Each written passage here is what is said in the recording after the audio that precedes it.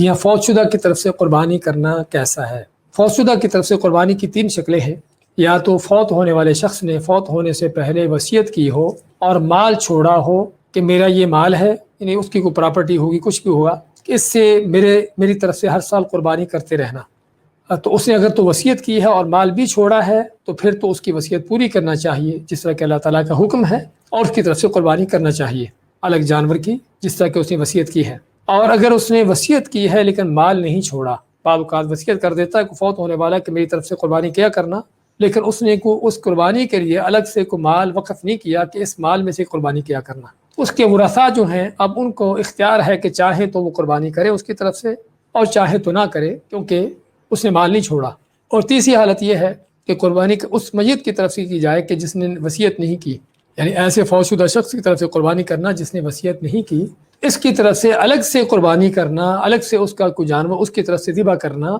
یہ سنت کے خلاف ہے۔ سنت کے خلاف ہونے کا معنی کہ رسول کریم صلی اللہ علیہ وسلم ہم جس طرح کے جانتے ہیں، اور یہ حدیث معروف ہے سبھی کی تقریباً علم میں ہوگی، کہ آپ صلی اللہ علیہ وسلم ہر سال 2 جانور ذبح کیا کرتے تھے۔ ایک جانور اپنے اور اپنے گھر والوں کی طرف سے،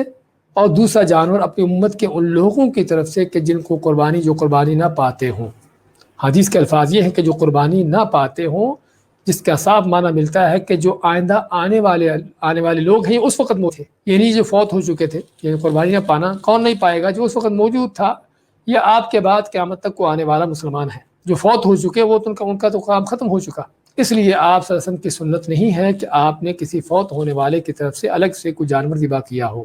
حالانکہ آپ صلی اللہ علیہ وسلم کی زوجہ مطہرہ خدیجہ رضی اللہ تعالیٰ عنہا، کہ جن کی بہت بڑی خدمت رہی آپ کے لیے، آپ کے دین کے لیے بھی، اور آپ اکثر و بیشتر ان کی یعنی فضائل کا ذکر بھی کرتے رہتے تھے، اور اسی طرح آپ کے بہت اور بھی عزیز و اقارب جو فوت ہوئے، شہید ہوئے، لیکن آپ نے کسی کے نام کی الگ سے قربانی نہیں کی، اور نہ ہی ہمیں صحابہ کرام سے کوئی ایسی چیز ملتی ہے۔ سیدنا علی رضی اللہ تعالیٰ عنہ کے بارے میں کہا جاتا ہے، ایک روایت ذکر کی جاتی ہے کہ آپ صلی اللہ علیہ وسلم نے ان کو کہا تھا کہ میرے نام کی قربانی کرنا، اور پھر وہ آپ کے نام کی قربانی کرتے تھے۔ تو پہلی بات تو یہ ہے کہ حدیث ضعیف ہے، بالکل ناقابل اعتبار ہے، اور دوسری بات یہ ہے کہ اگر ہم اس کو مان بھی رہے ہیں اس حدیث کو، تب بھی آپ کی وصیت تھی۔ تو خیر، کہنے کا مقصد کہ میت کے لیے، فوت ہونے والے کے لیے الگ سے قربانی کرنا سنت کے خلاف ہے،